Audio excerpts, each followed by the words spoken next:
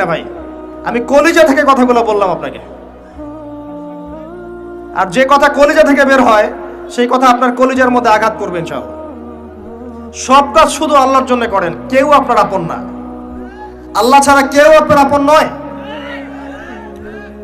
আপনি ভুল করবেন যদি আপনি অন্য কাউকে আপন মনে করেন। আপনার পলিটিক্যাল লিডার, আপনার প্রশাসনের স্যার, আপনার পরিবারের স্ত্রী, আপনার সন্তান, হাবি হাবি যা যা আছে, যদি মনে করেন এরা আমার আপনজন, আপনি ভুল করবেন। সবাই সবার স্বার্থ চেনে, সবাই সবার স্বার্থ চেনে। শুধু আল্লাহ আপনাকে নিঃস্বার্থভাবে ভালোবাসেন। আল্লাহ পাক স্বার্থ চান না। সারাটা জীবন পাপ করে থাকলেও একটা বার দাঁড়িয়ে খালি বলেন আল্লাহ আস্তাগফিরুল্লাহ ওয়া আতুবু ইলাইহি। মন থেকে বলেন আল্লাহ আমি ভুল করেছি, আল্লাহ আমাকে মাফ করে দাও। এক মুহূর্তের মধ্যে আল্লাহ পাক আপনার সমস্ত গুনাহগুলোকে নেকিতে পরিবর্তন করে দিবেন ইনশাআল্লাহ। আল্লাহ ছাড়া কেউ নাই আপন। আল্লাহর জন্য খালেস করে ফেলেন নিজেকে।